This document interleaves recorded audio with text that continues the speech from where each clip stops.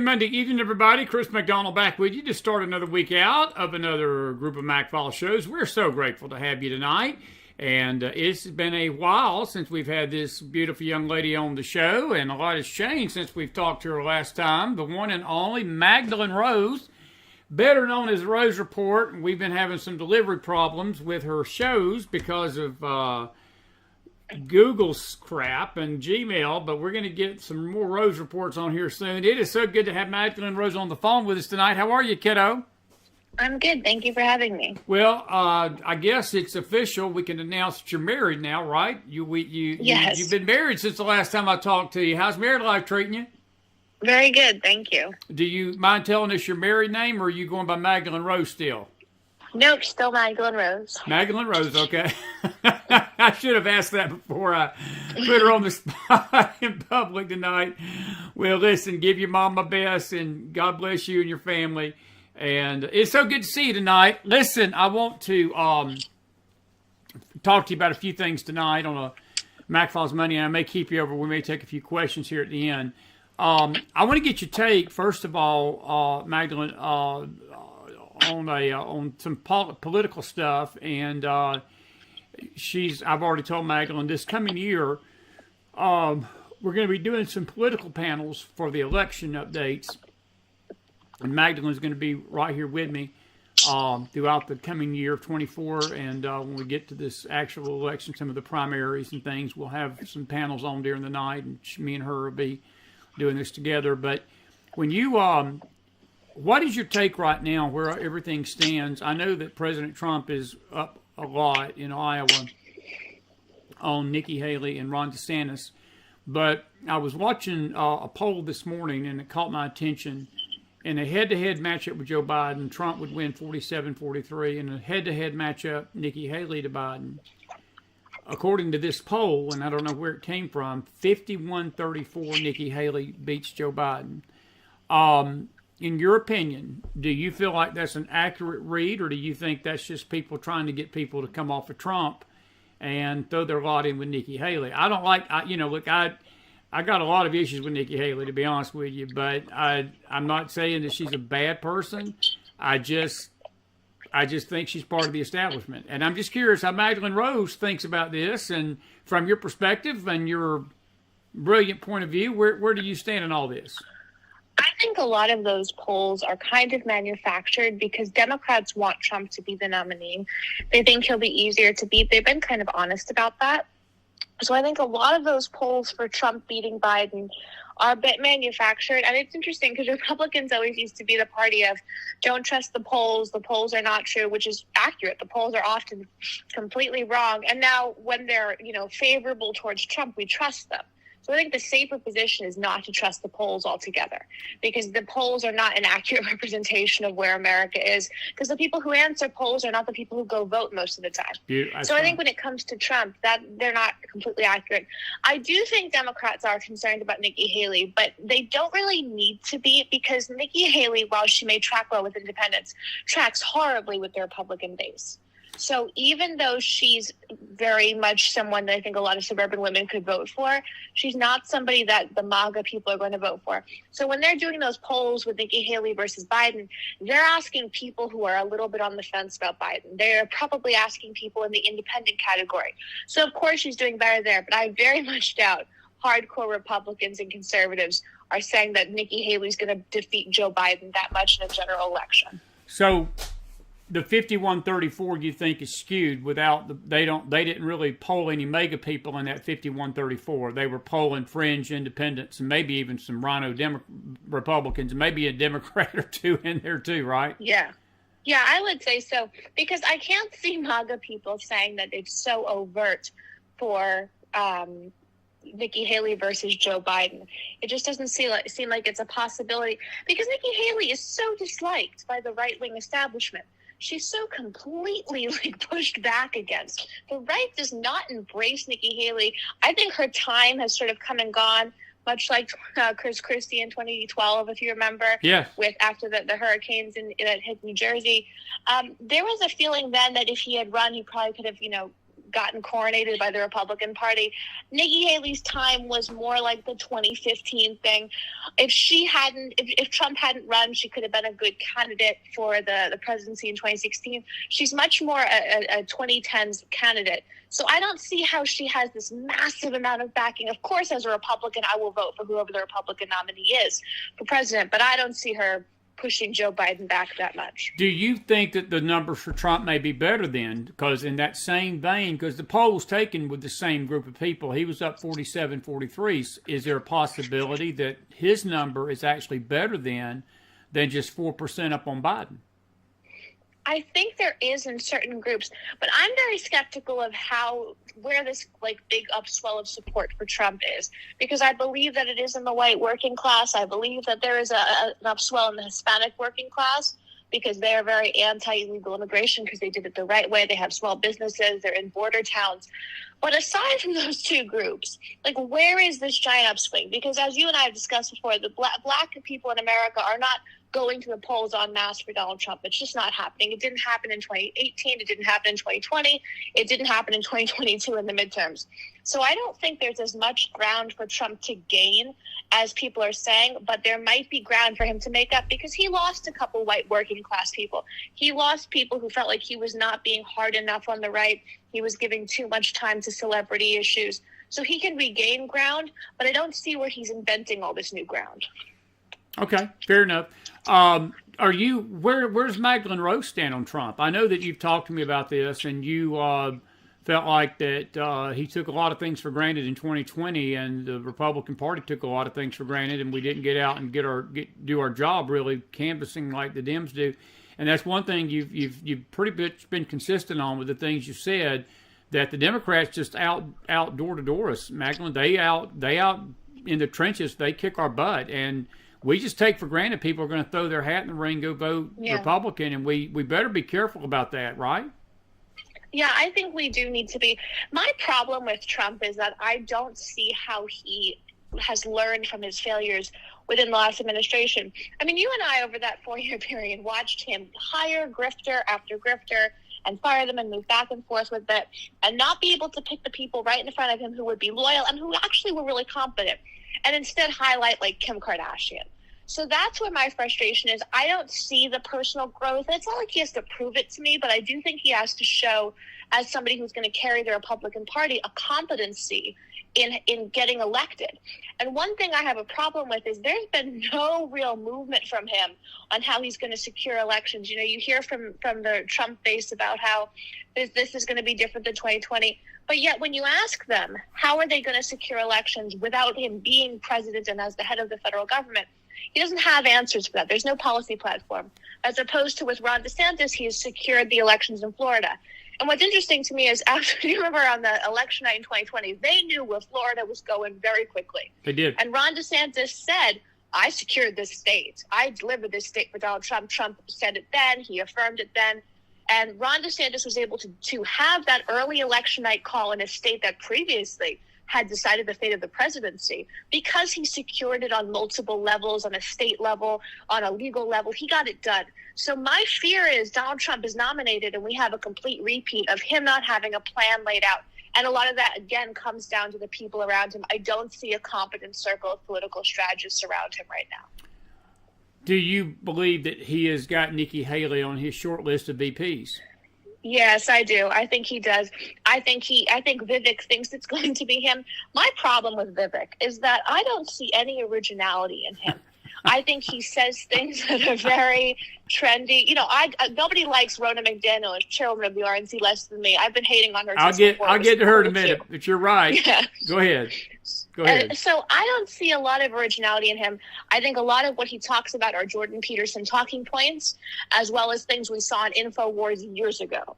So it's not like he is this great introducer of great ideas. He must have an idea within the Trump world that he's going to be given something. I don't think he thinks he's going to be vice president, but I think he thinks he's going to get a cabinet position, because vice president for Trump is an interesting spot. He always needs somebody who is completely 100% stable, because no matter how much he loves being gregarious, he does have a sort of there's a flaky aspect to it. He's still this boisterous New Yorker. That's why he picked Mike Pence. So I think even if he wants somebody even more loyal than Pence, that's fine.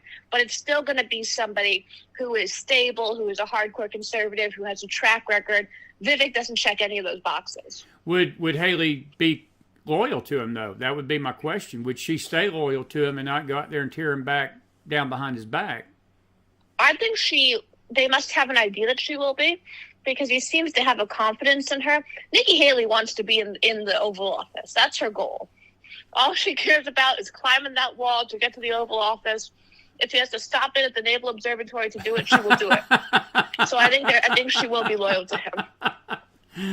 See, kid, that is why you are years beyond your years. I just hope that one day somebody don't interview you and say, "What do you really think of Chris McDonald?" Please let me tune in and let me hear that discussion, because I would hate to hear Madeline Rose go off on McDonald if I ever made you mad.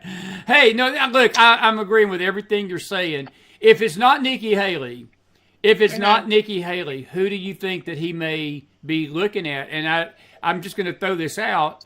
I love the girl from North Dakota, Nome, or South Dakota. I never can remember which one it is. Mm-hmm. But I don't think she benefits him any way, Maghdalen, politically. I think that Nikki Haley does, because she has been a secretary to the UN. She's been a governor.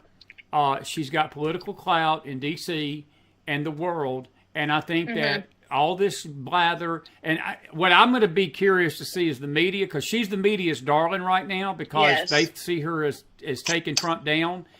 Wait till Trump turns the tables on them and says, "Well, tell you what, I'm going to bring Nikki on board. You watch the teeth come out and the knives come out on Nikki Haley." The media is going to shred her to pieces, correct? They are. And what I think is necessary for Trump is finding someone who does benefit him. It's very easy to create a short list of people he likes that vibe with him, but when you're looking for a vice president, you're looking to gain something. And I think a lot about when Reagan was running the first time, when he got the nomination, became president, he could have picked someone he liked more than the first Bush. He could have picked somebody that Nancy liked more, because Nancy Reagan certainly did not like Barbara Bush that much, but he picked him because he could deliver himself. He could deliver for him, and he had been a stable candidate. He was able to sort of put himself out there. He was sophisticated. He knew the network, and he did what Reagan couldn't on that ticket. Reagan could be the boisterous guy. He could be the guy that was going to bring change. But 41 was able to bring continuity of government and an understanding of how to deal with the establishment and actually get things done, having been in China, having been in that world. So I think, unfortunately, the people we'll see floated, and I know you don't like her either, someone like Carrie Lake we'll see on that short list. We'll see people along those lines. So he needs to pick somebody who can deliver for him. This might be a situation where he needs a businesswoman. Yeah. Not Carly Fiorina, because no one needs Carly Fiorina, but somebody else, somebody who has a track record of success in business. And it could be appropriate at this time because of the state of the U.S. economy and global inflation. Well, and the thing with Carrie Lake, all these politicians, Maghdalen, honestly, I guess I've been in this, what I'm doing for 6 years now, going on 7, and being my past history with politicians, with the newspaper and stuff, I just tend to, when a politician is too polished and they're always dotting every T and crossing, or dotting every I and crossing every T, and everything's just so perfect and prime with them, I don't trust them past the screen. And I'm not saying Carrie Lake's a bad woman, but I look at what happened in Arizona, and I think you and I would agree that while we may agree that it may have been some voter shenanigans, a lot of that was Carrie Lake herself, because Carrie Lake was hard to be liked. There's a lot of people just didn't like Carrie Lake. Is that accurate? It's completely accurate. She's completely unlikable. She actually blocked me on Twitter a little while ago, because I was questioning what it is she's actually accomplished. I guess she didn't like that. Wait. Did she block the Rose lady? Did she block my Rose? She did. She blocked me on Twitter a couple months ago, because I was basically saying, you're getting huge amounts of money. I know how much money is being donated to you, just based off of the financial reports that have to be disclosed and everything. And she blocked me on Twitter. It's okay. Charlie Kirk blocked me a couple years ago. It's fine. But I don't understand what this woman has to offer. You know, the governor of, I believe one of the former governors of Arizona, she might be a good choice. I know she was on the short list with Mike Pence in 2016. So there are people to choose. What is frustrating for the Trump campaign, though, and I've heard this from many young conservatives on the ground in Iowa, is they wanted the governor of Iowa. They wanted Kim Reynolds to be his vice president. They thought she was a good choice. She's younger than him. She's very competent. She's well-liked by suburban moms across the country. And, of course, she is all in for Ron DeSantis. So she was their first choice. And without her, they're sort of back to the drawing board. That's sort of, she sort of ended that when she went out and stuck a knife in Trump's back and went with DeSantis. Yes. So that ended that little gig. But let me ask you about DeSantis. And I'm just, look, I've talked to people in Florida. I got a son that lives down there. And Maghdalen, on the state level, there's not a lot of people that feel like he's done a bad job in Florida. I mean, he's not a perfect governor, but he's no perfect governors out there. But I have to tell you, I've heard nothing but good things of people that live in the state, how he's conducted his business. Now, on a national level, my opinion has always been, I believe if Ron DeSantis would have played nice, went to Trump and said, look, I know this is your time. I'm going to step aside. I'm going to help you in 24. I want 28. As long as you help me in 28, I'm going to stay out of this. You go for it. And I think that he could have wrote his ticket for 28 and beyond, and we may have had basically a good 12 years of Trump and DeSantis back to back, because I think Trump would have cleaned it up in 24. He would have handed it off to DeSantis in 28, and the country, hopefully, prayerfully, would have went along with that. And I don't think because of this electorate, you never know what the people in America do these days. But I just think that he not only hurt himself doing this, but I'm not so sure the Republican Party is going to forgive him in 28. And I'm talking about him nationally. I like Ron DeSantis. His wife, Casey's precious. Look, they're a precious couple. And I know there's a lot of conspiracy talk out there. Well, he's the lead. He's part of the establishment. And I'm not even going to disagree with that. But I hate to tell folks, Maghdalen, there's some flies on Trump. There's some fleas on Trump, too. Look, none of these people are without fleas. None of them are without issues. None of them. And I'm just, what's your thoughts on DeSantis? Because, look, I have to tell you, he kicked some butt the other night on that debate. He did. I felt like he did a great job in both the debate with Newsom and also the debate with Ramaswamy Sandwich and Nikki Haley and Chris 5,000-pound Christie. Yeah, I think Ron DeSantis does not believe that Trump should just be coronated. And this is the difference here. I think a lot of people within the Republican Party who came up in the last, 7 years or so, sort of the Trump era of the Republican Party, they believe they owe everything to Trump. And certainly that first governor win, DeSantis does owe to Trump. I think it would be very dishonest to say he doesn't. But he doesn't owe his congressional wins to him.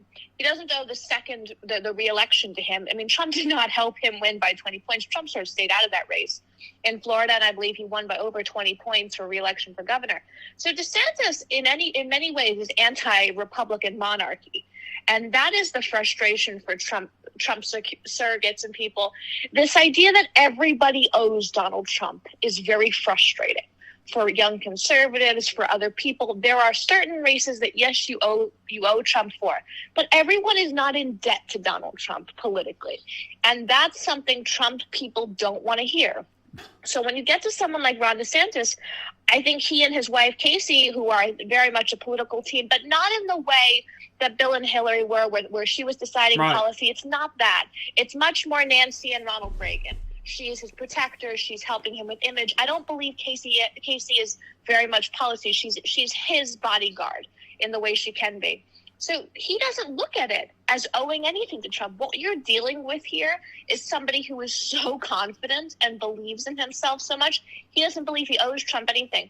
And while that can be frustrating for MAGA people, I would say look at it in the best way that you can. At least there's somebody else in the field with that level of confidence, because there have been times in the Republican Party where we've just had a long string of weak losers. That's so true. Look, that's a great point. And look, I'm not anti-DeSantis. I'm for President Trump. I'm voting for President Trump as of tonight, unless something really changes over the next 12 months, because I just don't see anybody else that can stand up. And I will tell you this, I don't think DeSantis has got the teeth to go up against this Biden machine.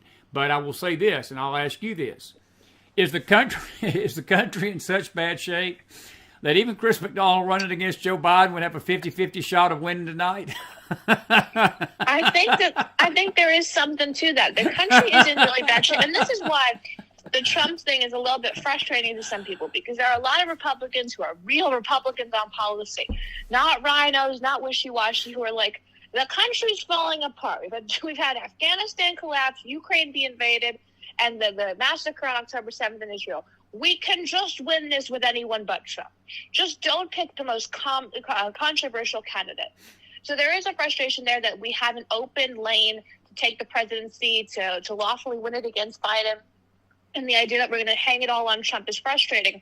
On the flip side of that, there's nothing that can be done because he has the base. He has captured the base. He's not letting go of it. Even if he stopped right now and endorsed DeSantis, what would happen is the MAGA people would simply believe that he's doing it because he's been pressured or someone said they're going to kill him or something. They would not believe it. So it's such a stranglehold. Great point. That I don't see how we get out of it. No, that is an excellent point, kid. And you brought something up I was sort of staying away from, but that's exactly right. A lot of this talk that if he did something like that, he's been bought off, he's been paid off. They're threatened this, they blackmailed him, and then mega people would sit at home. And this is what drives me crazy with the Republican Party, because these Dems, they don't care who's on their party. They will vote for anybody, and they will not break rank, Maghdalen. The Republicans, I swear, if somebody looks the wrong way with their eye or darts something or wears a weird tie at a fundraiser, they will be out saying this person's gone, we can't vote for him no more, and her. And then we lose elections over it. We lose the whole country over a bunch of childlike fifth grade playground crap. And that's what frustrates me. Because sometimes we just need to put some big boy panties on and some big girl panties on and act like adults instead of fifth graders. Am I right on that? Well, that's true. And the evidence of this is George Santos in Congress. Yes. It's so ridiculous. I don't know if you saw John Fetterman on The View, the senator from Pennsylvania, pretty much saying, so they kicked out George Santos for, let's be honest, amusing crimes. I mean, it's terrible he was dishonest, but nobody was killed in these issues. There's no national security issue. And yet Bob Menendez is still getting briefings in the Senate. And we all know he's an agent of Egypt. Yes. Alleged, but we all know he's an agent of Egypt. He had gold bars in his house. The level of shadiness is so bad. You know why it's so bad? When I got the AP news report or news alert that there was some senator who was under investigation, I was like, oh, it's Bob Menendez. Of course it's Bob Menendez. And Democrats are still letting him stay there, even though it's a deep blue seat. So if that doesn't show the unification of the Democrat Party in both chambers of Congress, I don't know what else does. We don't have a prayer of winning anything if Democrats are united like that against the man who is advocating and helping a foreign government while in charge of the Senate Intelligence Committee. We don't have a chance of winning while that's going on, and we're expelling George Santos because I guess he offended our Republican sensibilities. That's interesting. Where do you are you confident that if let's just say the Trump base stays intact, and even if he pulls maybe 3 to 4% of these independents, and I will tell you this, I want to talk with you about the Israel situation tonight, but I was watching something this evening on CBS News before I got on the show, and Dearborn, Michigan's mayor basically has come out and said that Joe Biden has lost their support. And Maghdalen, he don't win Michigan without Dearborn, and no, he doesn't. He's really underwater on everything. And look, when CBS, NBC, MSNBC, CNN are all saying that he's failing, you got a problem. If you've lost MSNBC, you gone. I'm sorry, you've just gone. And even they're saying that he's in trouble. But my question is he in trouble enough that the electorate is going to wake up in 24 and say, we've had enough too, and we had better change course or we're not going to have a country? Do you have confidence the American people are going to make the right call come a year from basically last month in November? not after the 2022 midterms, which you and I covered, and we watched the horrible trickle that came in. I don't have confidence after that. I think what is happening is certain factions of the Democrat coalition are splintering. So Joe Biden's not going to support Hamas. It's not going to happen. He's not going to do it. And I think that there was an idea by a lot of American Muslim groups that he was going to be neutral about what was happening in Israel. That's not going to happen. I don't understand why they thought that. Their surrogates and links to Biden must have been telling them that over the years. But he was never going to go against Israel. He was never going to do anything other than give Israel whatever they wanted and reaffirm support. So he is in danger of losing Muslim American support. But on the flip side of that, they're not going to vote for Donald Trump. They're not going to vote for Nikki Haley, who might be the most pro-Israel candidate in American history. They're certainly not going to vote for Ron DeSantis, who has no patience for anything that's not pro-Israel in that regard. So they're kind of pushed into voting for Joe Biden. I wonder if they're worried about an enthusiasm gap. And if you remember in 2020, we talked about the enthusiasm gap, and in 2022 that the Republican Party was facing. Democrats may be in a position where they can't get people riled up to go vote. And the way they're trying to correct that is by pushing Trump as the nominee because they know Democrats dislike him. But the problem with that is they might dislike him, but there are a lot of Democrats who also remember the price of gas. Yes. And the fact that Afghanistan hadn't fallen, Ukraine hadn't been invaded, Hamas hadn't tried to wipe out Israel. These are major foreign policy catastrophes. Yes. These are not little issues. He has been a terrible foreign policy president. So when you have a situation like that, it reminds me of Reagan coming in and getting the hostages out after the failed Jimmy Carter administration. It reminds me of that kind of feeling. The question is Trump going to be bogged down by the legal process so much that he can't have that Reagan moment? Will it be someone like DeSantis? I don't think it'll be Nikki Haley, but I think she's in the mix as both Trump's VP and DeSantis' VP. I'll totally agree with that. Where do you think Joe Manchin fits into this? Because there's a lot of rumblings that he's about to get into this thing. And look, I have to tell you, Joe Manchin. He's a Democrat to me. I mean, he's I know he's sort of a right to the right of center Democrat.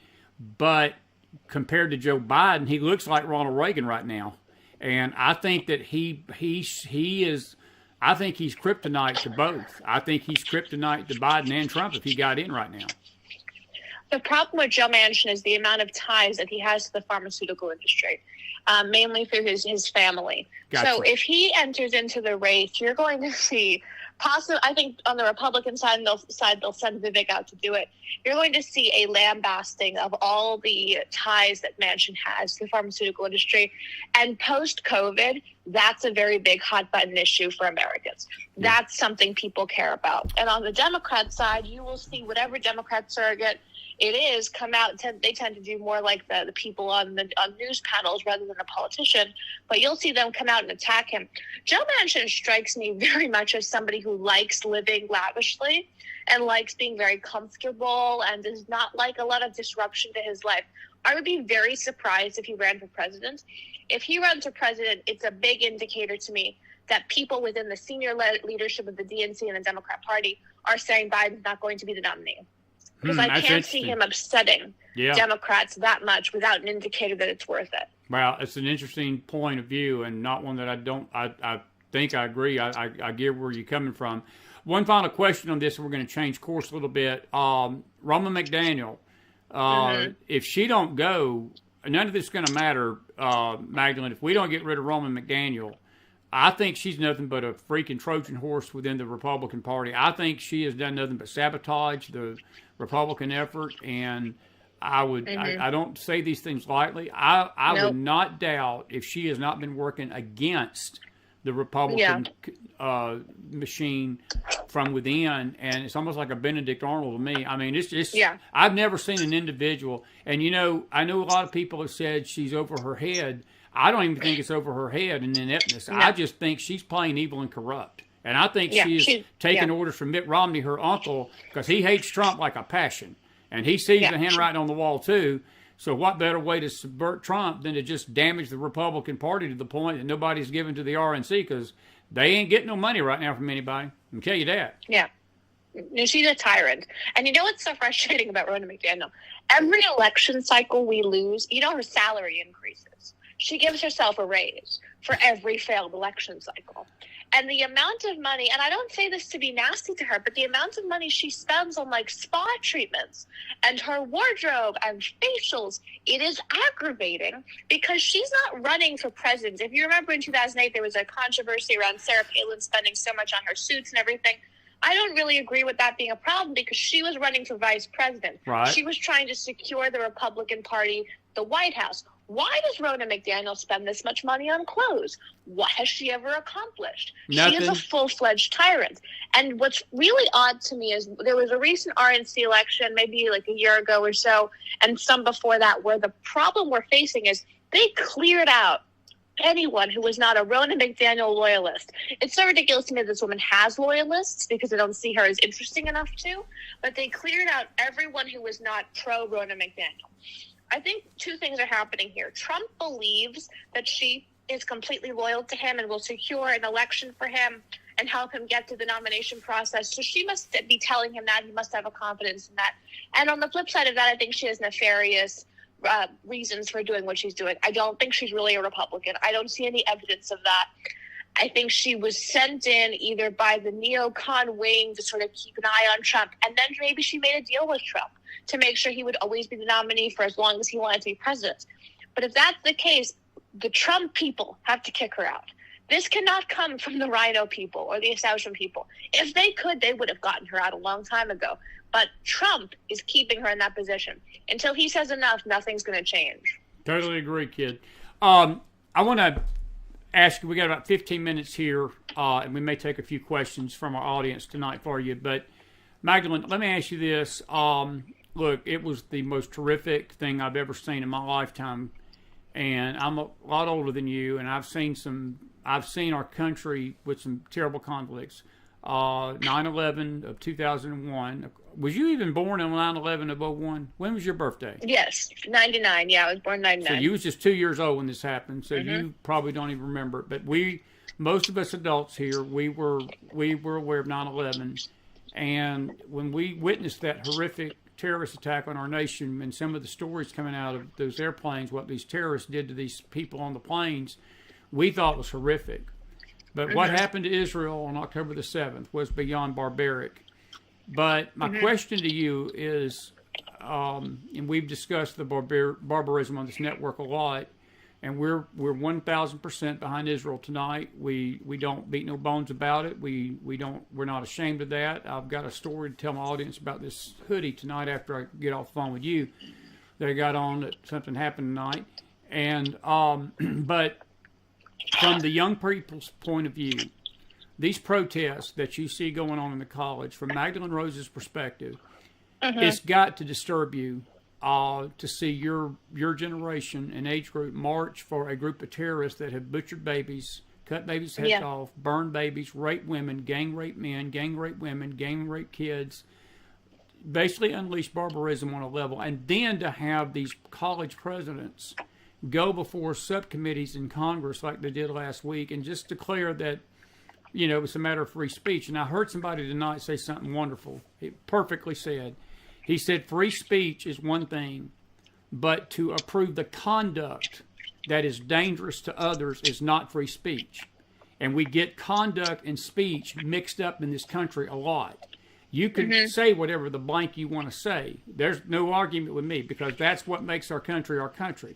But you start taking that speech to conduct that becomes a threat and a danger to others, and other people are in fear of what you're doing, not just what you're saying, then you can screw free speech all you want to, and that person becomes a threat. But these colleges have basically backed evil conduct. They claim it's free speech, Magdalene, but it's conduct that is a danger to the Jewish people and these Jewish students on the campus. What is your perspective, but also from your age group? And I know what you believe and what your age group believes may be two different things. I'm talking about to you, has it not disgusted you to see what's going on these college campuses with this Israeli protest? It has, but it doesn't surprise me. And this was one of the original reasons I got involved in politics, was we were dramatically, it's got to be like 8 years ago now, losing young people on a massive level, and nobody cared. And what happened was we had these few conservative groups for young people pop up and absorb millions of dollars of resources and convince older conservatives that they were fighting the battle to end indoctrination on college campuses. And what happened from that was that if you objected to these groups, you were seen as somebody who wasn't being supportive of their efforts, of the efforts to save the youth of America. So we have a situation now where I'm telling you, as a young conservative, and I know a lot of other people who are in activism or staffers for different Republican politicians, you cannot question groups like Turning Point. You cannot say, what have you done? Because now we have a massive, not only anti-America sentiment, but anti-Jewish sentiment, pro-Islam sentiment in America. What have you been doing? And this is really the core issue here. We have no young conservative leaders. And unfortunately, a lot of this stems from the fact that when Trump was elected, there were so few young conservatives who were sort of in his orbit. He picked the ones that were the nicest to him. So Charlie Kirk is seen as the leader of the young conservative world, even though he's in his 30s now. And he doesn't do anything, but yet he has $15 million a year for Turning Point for activism. It's not real activism.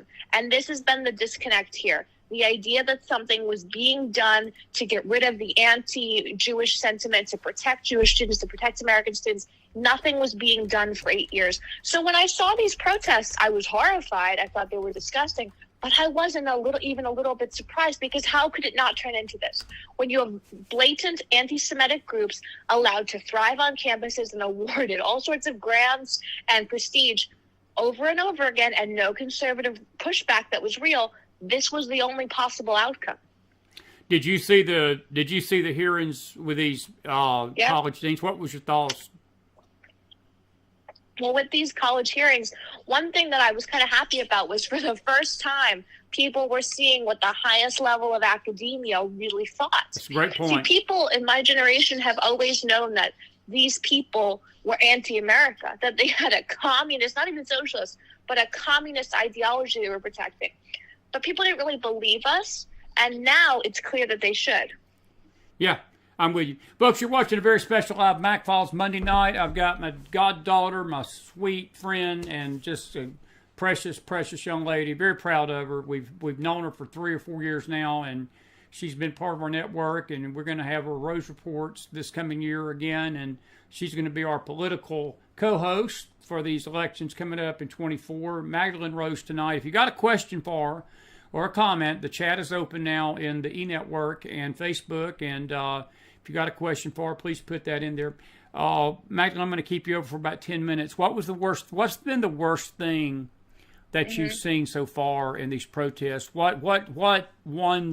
Is there one single thing that's happened? I know you're up in the Northeast. What has been some of the worst stuff you've seen from your perspective, and how does your age group view all this? The young conservatives. I'm not talking about the liberals that support Palestine. I'm talking about the Palestinians. I'm talking about your group, the conservatives. How is the young people seeing this play out? How do they feel about all this tonight? Well, I personally hate seeing the tearing down of posters of hostages by young Americans. You see them when they're taped to, power line posts or anything, or streetlights. There have been Jewish people, American people, who've put up posters of people that were being held by Hamas. Some of them have been released by now. By the time none of them had, and they taped them up to try to bring awareness. And then you would see young people from NYU or Columbia or schools around the country tearing them down. And what was so disgusting to me was how frustrated they were that someone was objecting to them tearing them down. Like, how dare you object to me tearing down the image of someone probably being tortured right now by terrorists? How dare you? So that was the most disturbing thing to me, especially because the people tearing them down, from the videos I saw, they were mainly young women. Yes. So you have young women tearing down the photos of other women and children, and a lot of elderly women and men who are being held hostage by terrorists and treated horribly, but yet these people would be the first people at a women's march. No, so that was disgusting to me. Absolutely. And in terms of the young conservative world, it's just, we're just disgusted by what's happening. But you have to understand the level of frustration that a lot of young conservatives have with how little has been done to protect young Americans and young conservatives on college campuses. You know, when I entered politics, I knew, and I was 18, but I knew that once I entered politics as a Republican, many other career doors would be closed to me because I was a Republican, because I was a conservative. And that's ridiculous in America. I didn't want to be a politician. I don't want to be a politician. So why should it be that as an outspoken Republican or conservative, I now have half of the career doors possible closed to me, and everything in arts and everything in Hollywood? I didn't want to be in those things, but how ridiculous is it that in a modern day society, those would be closed to me because of my mainstream political beliefs in siding with one of the two major parties in our political system? Yeah. And there are a lot of young conservatives who look at this and go, yes, it's all horrible, and yet we warned you, and you did nothing. So until conservative donors and people in positions of power understand that they've been taken for a grift by a lot of these young leaders, nothing's going to change. So our disgust, our horror, it's almost crystallized into anger because we still don't see this effort to retake America's youth that we should be seeing every day. Well said. I got a great question for you. Cleo from Down Under, one of our great moderators, and she says, should Joe Biden suffer an adverse health event prior to 24? Who do you see? It's a great question. Who do you see as the anointed Democrat nominee? Who do they have in the backup just in case something does happen to him between now and November? That's not a bad question. It's an excellent question, really. Mm-hmm. Well, they have an idea of it being Gavin Newsom. I've never understood the obsession with Gavin Newsom, even looking at it in an unbiased way for Democrats. He really, to me, seems like a cartoon villain.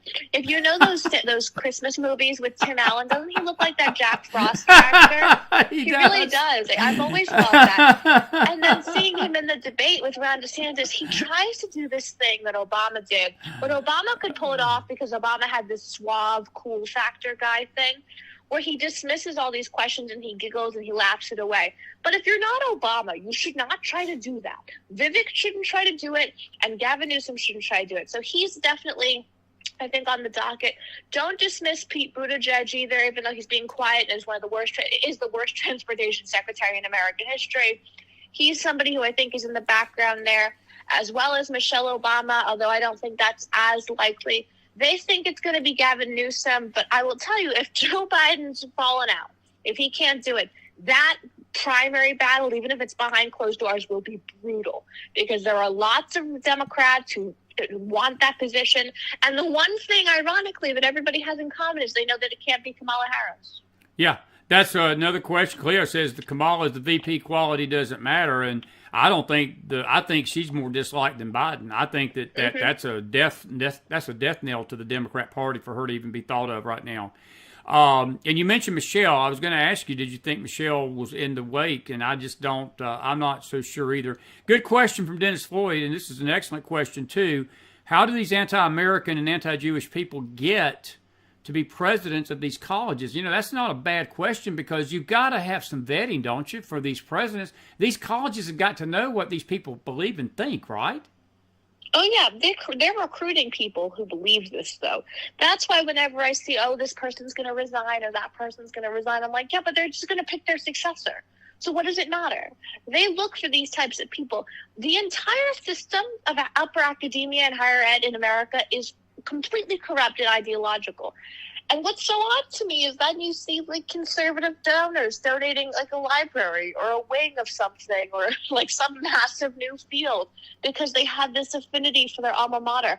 I'm sorry, no conservative should be donating anything to Harvard. It should not be happening. They should be only receiving liberal money because that's all they care about are liberal ideologies. So these people who are in these higher ed positions, they are there because of their beliefs. That's why they were recruited. They were not recruited by accident. And they're not there to just be figureheads. They're actively seeking to push a socialist perspective. We've always had this idea within the Republican Party that people grow up and they look at their first paycheck and they see how many taxes were taken out or whatever it is, and suddenly they become Republicans. But if you look at the current economic model, that doesn't have to happen anymore. That's very because true. of government aid, because of all of these benefits. So the less that has to happen, the more that people can stay in the system and continue to be socialists and eventually communists. So well said, kid. So well said.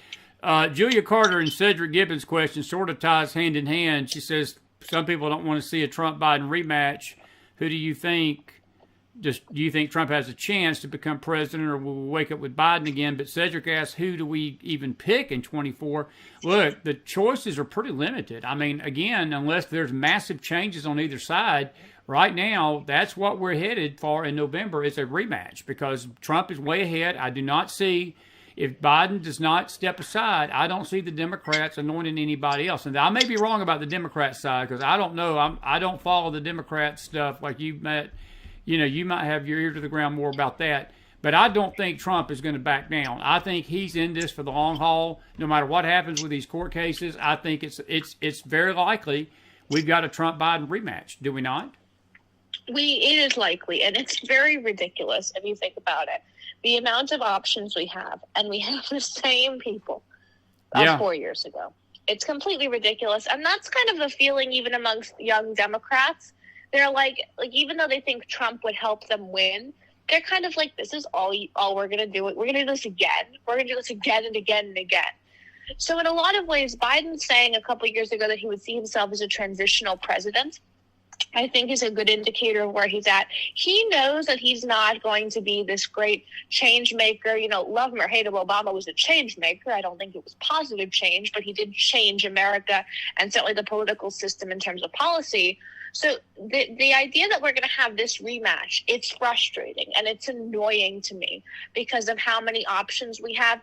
Personally, I think the RNC has been very remiss in pushing candidates to have to defend their policies to people, not just with Trump, but with someone like Vivek. I mean, where did Vivek come from? This is a man who has massive ties to the pharmaceutical industry in China. He had pharmaceutical plants in China. Nobody brings it up. This is somebody who has an academic past and history that was heavily funded by major liberal donors. Nobody brings it up. So there is a need for people to have to defend their policy platform and their background, and the RNC is not doing it, which is why we're going to probably have this matchup again. Yeah. Corey Aguilar, I think, got a great point. She says, I think it's now become personal for MAGA supporters as they felt cheated out of their vote in 2020. DeSantis might have had a chance if not for that. That's an excellent, excellent point because Maghdalen, and look, I know that I don't know if me and you would even, you might see the same way as I do, you might not, but I'm with Corey 1,000,000% because there is a large sentiment of the MAGA community that believes that election was not handled properly and legally in 2020 in 3 states. Really 4, if you count Arizona. Arizona, Georgia, Michigan, Pennsylvania, and Wisconsin. That's 5. Trump just needed to win 3 of those to win the presidency. And in all 5, there were questionable activities that took place in the late hours. Look, you were up with me. You were up with me for a little bit of that 2020 election. We all went to bed around midnight. And then in the next 6 hours, the whole thing. Look, Trump was up by 15, 10%, 8%. In Wisconsin, in Pennsylvania, it was 5%, Michigan, 3%. And before we knew it, by the time we all got up the next morning, everything had changed. And then it took Georgia a month and a half to declare Biden a winner, and Arizona was screwing around with everything. So her point is well taken, and I think that the DeSantis angle is not a bad one either because in a perfect world, you may not have had to deal with a Trump 2024 because he'd have been in there in 2020. And I think her point's well taken. DeSantis may be getting better ground had it not been for that. But I do believe that most MAGA people, your host included, felt cheated in 2020 because we did. And I see that. My concern is how is that going to be corrected? With Trump at the head of the federal government, we had problems like this. So with him not as president and with Joe Biden as president, why is there a belief that it would be more fair? That's a great point. And this point. has been a question that a lot of people have been asking. You know, we can say we want a repeat of that because we want Trump to win and everything. But how is that going to happen if there was all of this fraud and there were so many irregularities, if Trump isn't even in the federal government? I mean, they did that in 2020 with Trump as the head of the federal government, with Trump surrogates around, with Trump being able to secure the election process in many different states. And yet, now we are going to have Trump on the ballot again, likely. I don't know if it's for sure, but likely. And he has no power to certify elections, to keep them strong, to make sure that there's no fraud or irregularities. So that gap in what we're going to do to fix everything is never discussed. And that really falls on the shoulders of the RNC. The RNC should be presenting its plan to secure elections, and it's not. And I don't understand why we're confident he would have a fair shot now if there wasn't a fair shot then with him as president. I don't think any of us think he's got a fair shot. Look, I think there's still a lot of anxiety, and for rightly so, your host included too. Look, I've got anxiety about it. I do, because I don't think we're going to have any better. There's going to be a challenge. There will be a challenge in this area because of this very concern that what we did have happen in 2020 is going to happen again. And I think it's a legitimate concern. We can't let it keep us from the polls. But I think people in those battleground states that are conservative and are Republican need to be very alert and hold their governments to the fire to make sure this don't happen again. And the people can do that, Maghdalen. The people can get in the face of these governors and say, look, we need election integrity at these polling stations, and go down there and help if they need to. That's just my take. I got a question from Liz Goldman.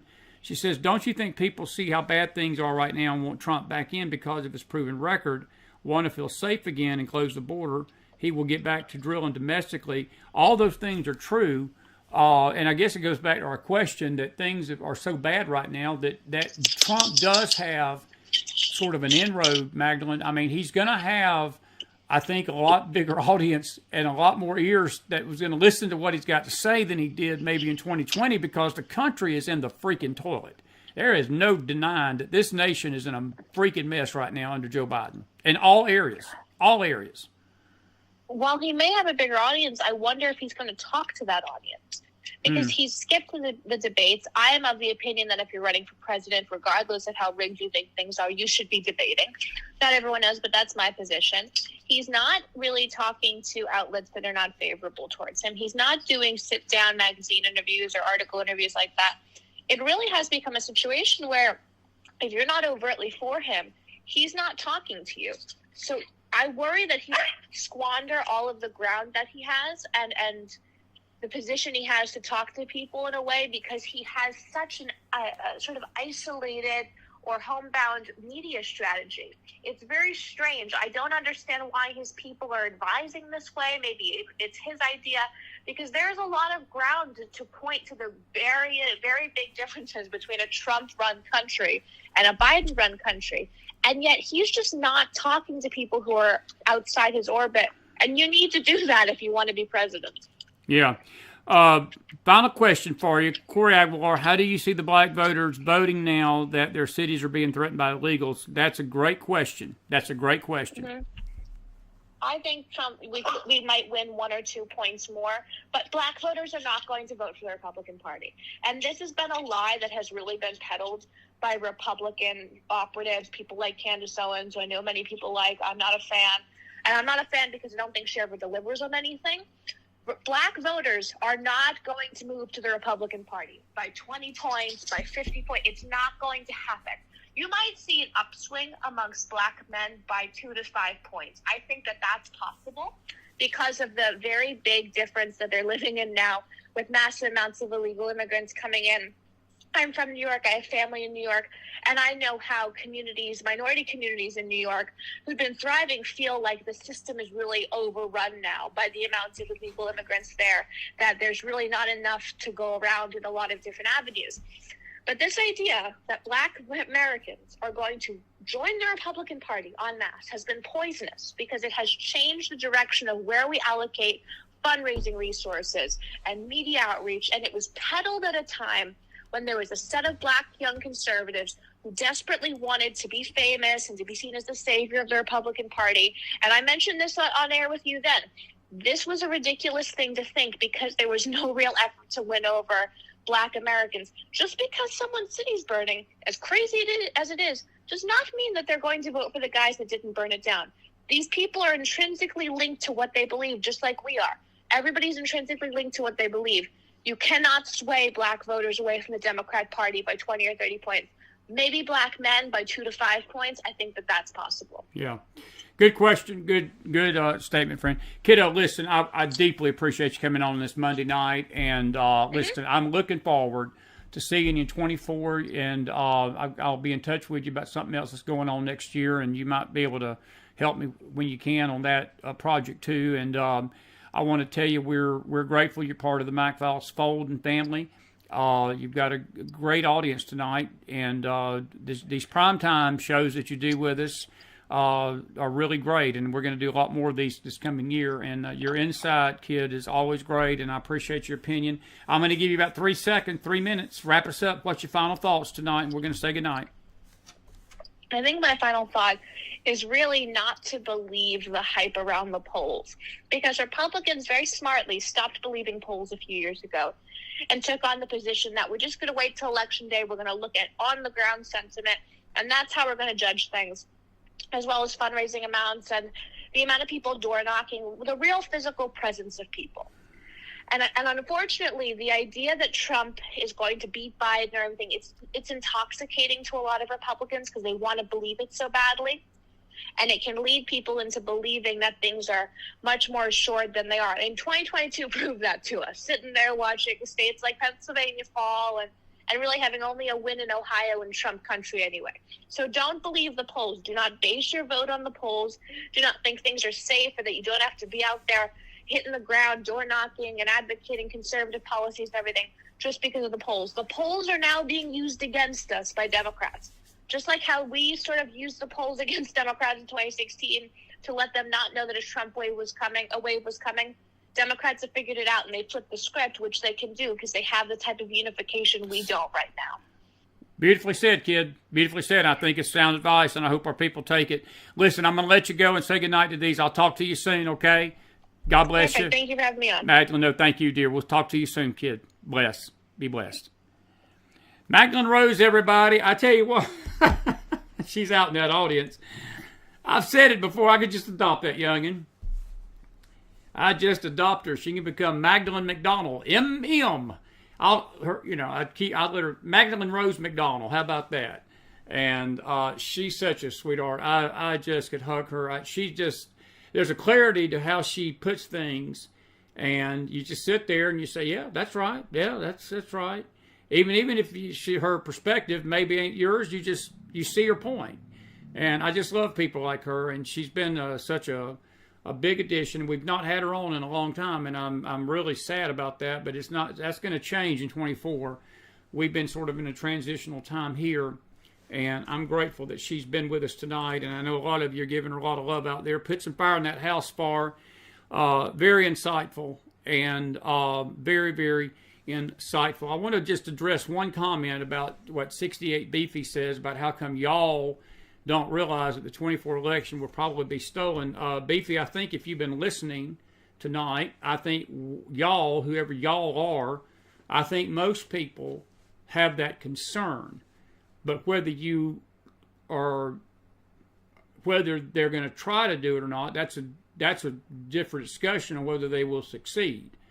I think that what we've seen in the past, if we don't go out and vote, it's irrelevant. So y'all realizing that they're going to try to steal it, I think there ain't a soul in this chat room that don't believe the Dems are going to try and do a lot of things. But this fatal, complete, it's the sky's falling, we don't need to vote, we don't need to do nothing, that's kind of stuff that causes me to drink. And I'm not taking issue with you, whatever, but this y'all, how do y'all realize, I don't know who y'all is you're referring to, but this show understands that there is a possibility that is going to happen again. We hope it doesn't happen, but Magdalen's point is square on point. Look, it happened in 20, and you had a Republican president in office, in power, and a Republican machine that did nothing.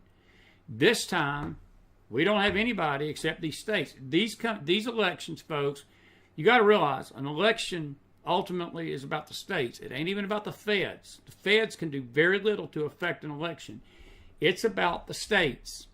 It's about the states. And if you get down to it, 5 of them, this is where it took place. And in those states, in those battleground states, is where the screws need to be put. It's not necessarily an overall federal issue in the sense the federal government couldn't do much anyway. And you don't want federalized standard elections, folks, because the less the federal government's involved in your state, the better. Your state and your local election boards are where you need to be paying attention to. And if you got a corrupt election official, get them out. Take it up. So y'all realizing that's going to happen, that kind of comment, not to take offense to it, but I think we're very much realizing what is going on. And I think Maghdalen is square on point that it is a possibility, but we cannot just throw the towel in and say, well, we don't need to vote. I mean, that's ridiculous. That's ridiculous. And I can tell you right now, we're going to fight hard on this network in 24 to make sure that people do vote and people get out and do their job. That's all we can do. But remember, folks, these things come down to a state level. These elections come down to the Electoral College. It's not the popular vote. And folks, look, I don't believe Joe Biden got 80 million votes, and I don't think y'all did either. But even if he got 80 million and Trump got 77 million, it does not matter what the popular vote is in this nation, folks. The Constitution, we don't elect presidents on popular vote. Hillary got more popular votes than he did in 2016. And Trump was the president because he won the Electoral College. He won Michigan. He won Wisconsin. He won Pennsylvania. He won Georgia. He won Arizona. The 5 states that basically went the other way in 2020, Trump won, even though she won the popular vote. So when all these people get all fed up and frustrated about, well, Joe Biden didn't get 80 million votes, I don't care if he did. That's not how we elect a president. It's never been how we elected a president. What you need to be concerned about are those electoral votes in those battleground states, and these battleground states are going to be key again. But I think that what Maghdalen said is absolutely correct, that you don't need to be paying a lot of attention to these polls because these polls are trying to get you to do certain things that you don't need to be doing. But very smart young lady. Very smart young lady. And MOM, you're right, we can't be complacent. We got to get out, and we need to work polling places during the elections. That's absolutely right. That is absolutely right. And I could not agree more, and so forth.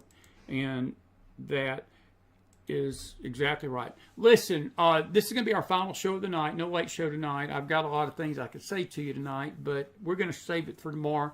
We have got a wild night coming tomorrow. We've got, it's not going to really be a McFiles program, but at 5 o'clock tomorrow, we're going to be airing something. We're going to be doing this for a friend down at K-Star Radio. We're going to be interviewing her about her book, A Soulless Nation. Angeline Smith, or Tari, I think is her last name.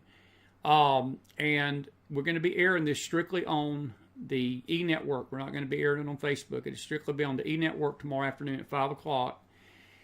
And it'll be going out on Rumble on her network. But it's just a half hour to 45-minute interview of questions about her book. And then at 7 o'clock tomorrow night, we've got the one and only Marcia Montenegro coming back. And we're going to be talking about a lot of this junk talk about frequencies. I'm not going to name the gentleman tonight.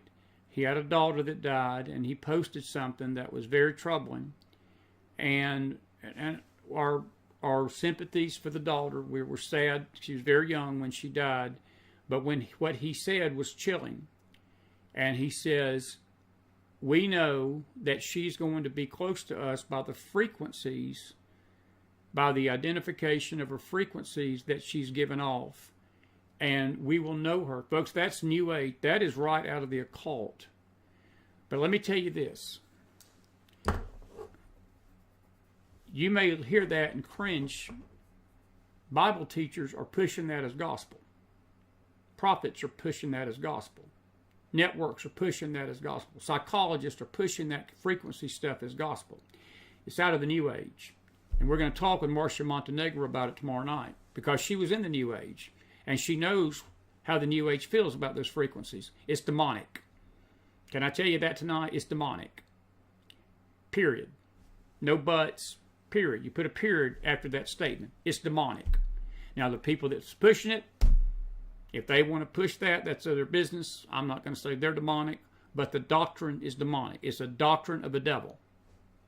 Because these frequencies, folks, have nothing to do with your salvation. It has nothing to do with your deliverance. It's dangerous to be tampering and messing around in that realm. And what that man said about his daughter that is dead, communicating with him through these frequencies, folks, that's necromancy.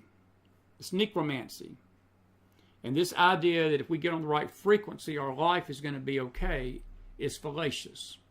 We're going to talk with my dear friend Marcia Montenegro about that tomorrow night. And then we will have a late night show tomorrow night, because Chris has got some things I need to share with you tomorrow night about the news and some things happening. We'll talk about the polls with Nikki Haley and these college professors more tomorrow night. We've got William Federer coming this week. We got Eric Kieran, perhaps. And so we got a great line of shows Wednesday night. We'll have a faith show on the land Wednesday night. So it's a full week of shows. Couldn't think of a better way to start out than Miss Maghdalen Rose tonight. Did she not hit a home run, or what? Or what?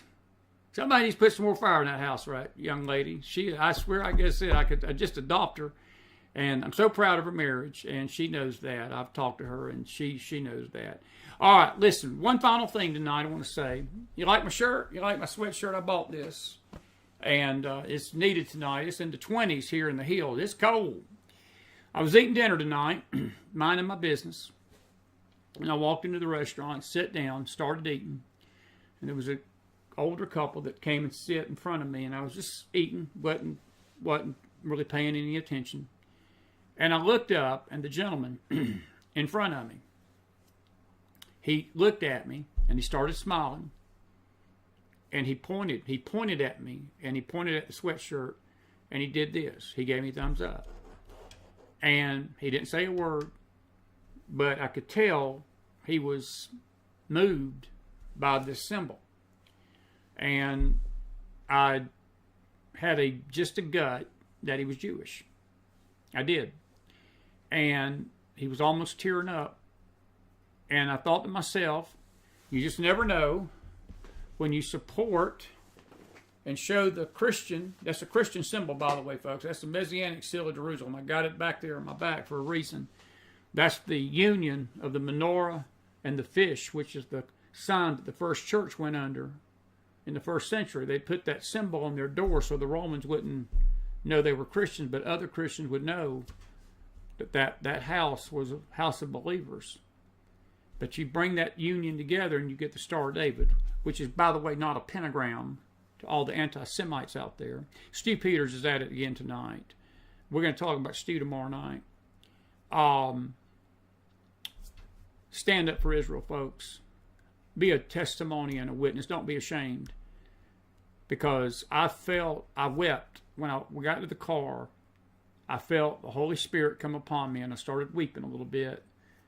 And I said, Lord, that encouraged, this sweatshirt encouraged that man tonight, because the Jews are under duress, folks. They're under duress in this nation. They're under duress in this world. They're being attacked on every side, unlike they've been attacked really since the Holocaust. I heard tonight there was a gentleman that was beat up outside his home at Hanukkah just 2 nights ago. He had a Hanukkah. I got a menorah in my front yard, part of my Christmas decorations. And he had something similar, and he walks outside, and some thugs beat him up because he was Jewish. They told him that. It happened in upstate New York somewhere. They're under duress. Child of God, listen to me. you've got a choice tonight. You can be part of the hate mob and be a poor example of Christ and trash Jesus in doing it and shame Jesus in doing it. Or you can be a person of faith. You can be a person of integrity and a person of courage, to not be ashamed to wear something that glorifies Christ. Because I'm going to tell you something, the church is his. He's the head of the church, and that's what this symbol represents. It represents the church, the Jew and the Gentile together. And our prayers, and we come together as one body to pray for the nation of Israel tonight, to provoke them to jealousy and to show them our love at a time that they need it more than they've ever needed it. It's not coming from that world. If it don't come from us, children of God, it's not going to come from anywhere. Let that be your final word tonight. And stand up for God's people. Stand up for God's people. Stand up for God's people. Please do that for me, okay? Listen, I love you tonight. I want to tell you this. If you go to macmanmusic.com, we did a lot of work today on that website. A lot of work. We're going to talk about it more tomorrow night. The brand new project, No Wonder They Call Him Savior. You can now go to that website and go to Music Gallery. You can download all the tunes to your computer. We won't have the CDs in for a few weeks. So you can get that now.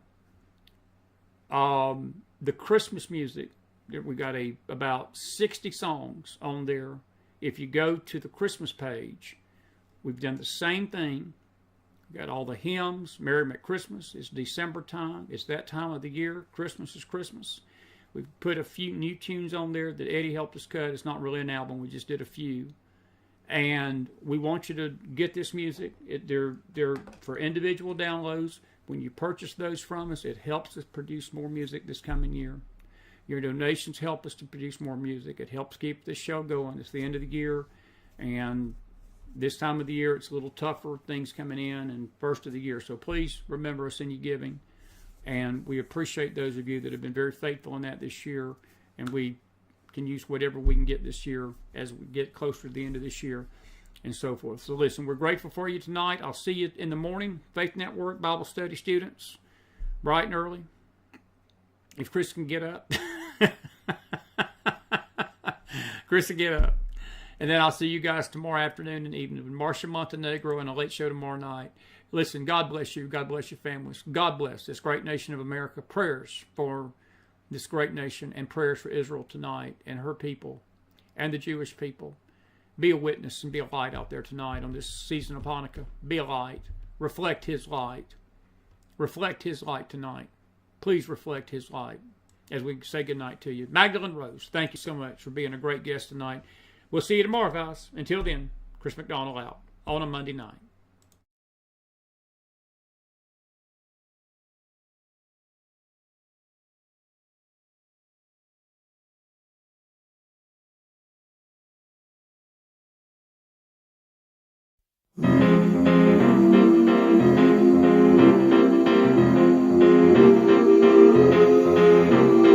Raindrops on roses and whiskers on kittens, bright copper kettles and warm woolen mittens, brown paper packages tied up with strings.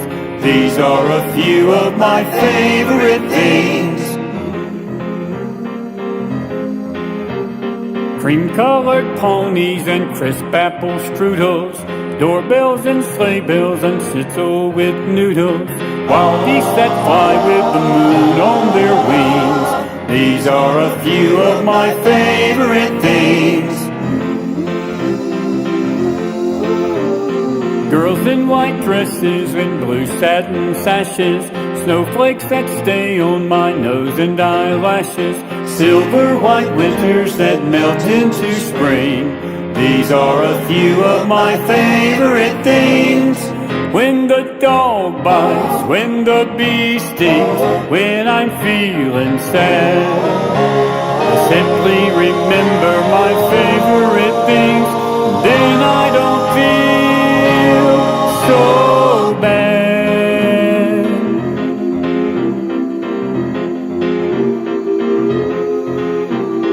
Girls in white dresses and blue satin sashes, snowflakes that stay on my nose and eyelashes, silver white winters that melt into spring. These are a few of my favorite things. When the dog bites, when the bee stings, when I'm feeling sad, I simply remember my favorite things, then I don't feel so